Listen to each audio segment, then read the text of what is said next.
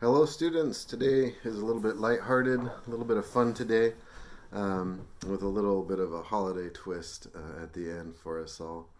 We're going to look at, for valve instruments, playing a technique we generally called half valve. And half valve is just where we don't press the valves down all the way, we just press them, see, about like halfway. Sometimes we use all the valves that way or just one of them. Everyone has their own little way that they like to do it. So we're going to go about to show you some different things that you can do with the half valve technique, and one little bonus at the end for the holidays.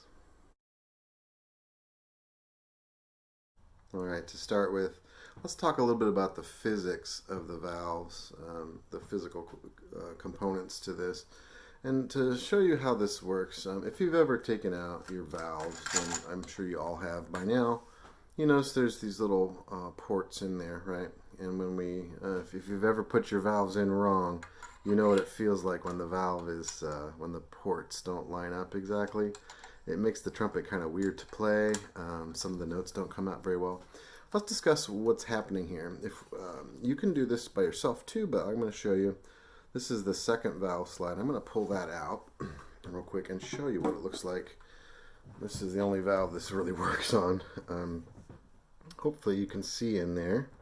And you can see me moving the piston up and down. And when the valve is up, the air is going from this little tiny tube to this little tiny tube. We can't see that with this open. But when I press the valve, you can see that these open up now. There's no metal showing in there. Right, so when I release it, the air is going from here to here. When I press it now, the air is going through this tube from, I guess it's from here to here. I'm not sure. No, it's from here to here. So you can see that if we press the valve only halfway, the air is sort of half. You can kind of see a little bit here. The air is kind of half going into the valve slide there, and that creates a really unusual character to our sound. It makes the trumpet a little bit weird to play. If you haven't already, check out the video on pedal tones, and in particular the false tones, because that's kind of what we're doing here. We're forcing the trumpet to kind of play weird here. So I'm going to play with the second valve halfway pressed. I have my slide back in. And we're going to see what that sounds like when I try to play a note. It doesn't lock into anything, and that is the advantage of this half valve technique. I'm going to show you some practical applications in the following segments. Okay, to start the process, I'm going to encourage us all to try. We're going to try all three different combinations of the valves to see which one we like the best. Personally, I like using all three valves, but maybe you feel differently. So what we're going to do is we're going to try a fall. So we're going to play the C in the staff, and we're just going to press our valve halfway. We'll try first valve to start, and then we're going to fall downwards, okay? So it looks like this. Right? So that's a fall with a half valve. It has a unique character to it. Let's try second valve. Third valve. That happens to be one of my favorites as well, third valve. And we could try different combinations. Personally, I end up using all three more than anything.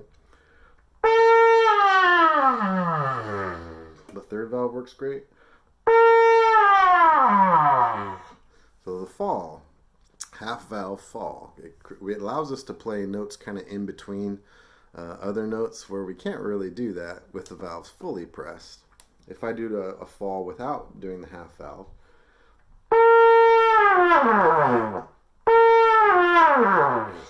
it's not quite the same. It wants to lock into that C and then the G and then the low C.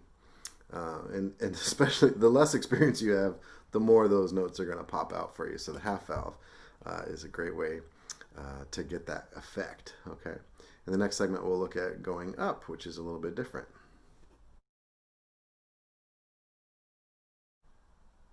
All right, so now we're going to try an effect of going up. We'll start on a low C, and we'll try and shoot for the high C. not the really high one, but just the one in the staff. And I'm going to go ahead and use all three valves, but maybe you figured out which one works best for you. Maybe you like the third valve or the second valve, or maybe you've tried some of the other combinations. So we're going to play like this. But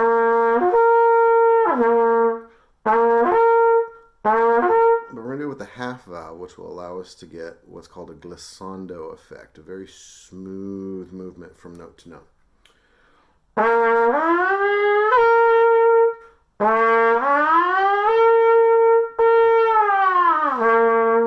Right, so we get that kind of cool effect, that slidey effect, almost like a trombone, but we're a valve instrument, so that's a good way to do these glissando. Let's try it again from low C to high C. Try some different valves maybe. I'll try it. I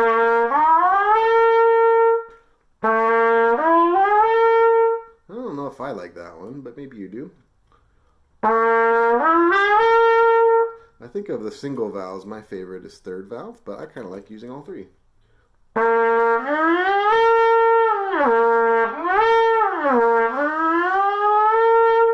So you can make that as slow an effect or as quick an effect as you want.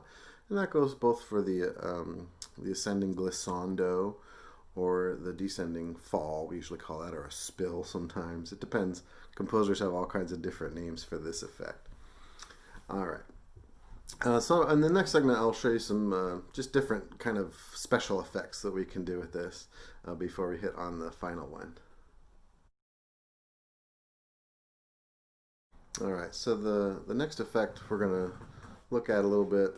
I'm not sure if there's a name for this. This is something that generally shows up in an improvisation. It kind of sounds like maybe a weeping or crying a little bit. It's also pretty hard to do. But I'm going to play a note, and then I'm going to hit the half valve, try and stay on that note, and then I'm just going to wiggle around a little bit up and down.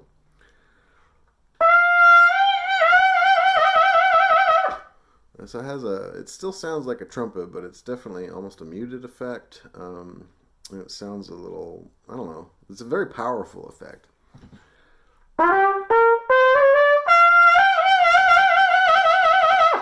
Right, so it just creates it's almost between a vibrato and a glissando or a shake, if you're familiar with all of those terms.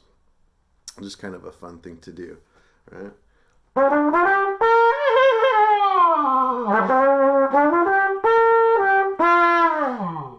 Right?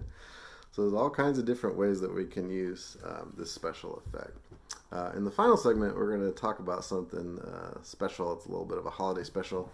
I'm wearing my Darth Vader with a Santa hat on T-shirt for this. This final segment, we're going to look at a piece called Sleigh Ride. I'm sure you've heard of it. It has a really cool trumpet solo in it. All right, finally, we're going to look at a piece by Leroy Anderson, and he's famous for quite a few different pieces, but the one we're going to look at is Sleigh Ride. But if you're a trumpet player, you want to check out, I'm going to link a video I found of Sleigh Ride with the Boston Pops, where we can actually see a good example of this half valve technique. In the video, they cut straight to the trumpet player, so you can see what he's doing. But if you're a trumpet player, you should also check out a piece called Bugler's Holiday. It's not really a Christmas song, but oftentimes we see it performed, especially in high schools and college level holiday concerts. Bugler's Holiday. It's got a lot of rapid fire tonguing, and it's for a trio of trumpets and either band or orchestra. Okay, but Sleigh Ride, let's think about this. Do you remember what happens at the end? It's probably among the most famous trumpet solos. It's extremely satisfying to play. It's not hard to play. And a lot of people don't even know that it's a trumpet because we're trying to sound like a horse whinny. Okay? So the horse whinny is an effect that you end up having to play a lot in, especially if you play for theater, if you do musicals. Sometimes they want this kind of comedic effect with the trumpet. I like to do this with all three valves. Again, you can try different techniques. We're going to start up high. We're going to start with the fall. We're going to start kind of up pretty high. Okay. So we're going to do that first, just to get the feel for what it feels like to play with all the valves down. Now we're going to kind of wiggle our way down. Okay. So D yo yo yo yo yo yo like that. Right. So that's starting to sound a little bit more like a horse whinny already. Now, at the end, if you listen very carefully to what a horse sounds like when they make this sound, they sort of punch or stop and start the air like that. So when I do this, and this is a sort of what I'm doing, I'm pressing the valves down, playing a high note. Twee is kind of what I'm doing at the end. So let's see what that sounds like. If you hear at the end that little that's a very horse-like effect. And if you check out, if you listen to the sound of a horse whinny, maybe look up some sound samples, you can kind of hear that's what they sound like at the very tail end of it. They're sort of like huffing a little bit on the last note. So again, that super easy trumpet solo, and you don't have to even play it that high. I started around a C there with all. I did it with all three valves. But the higher, and you don't even want to go too high because horses don't tend to get that high. You can also swoop up. Right, so you can swoop and then come down and do that little ha ha ha. I like the ha ha ha. What do you think? All right. So we're going to definitely have some silly fun with half valve technique on for Wednesday follow-up students. But hopefully you got a little something out of that and learned why that technique is kind of unusual. Even you could see in the port how the valve doesn't quite line up perfectly. Creates a little obstruction in the trumpet, which allows us to do some fun stuff. So have some fun with half valve technique, and hopefully I'll see you on Wednesday. Bye now.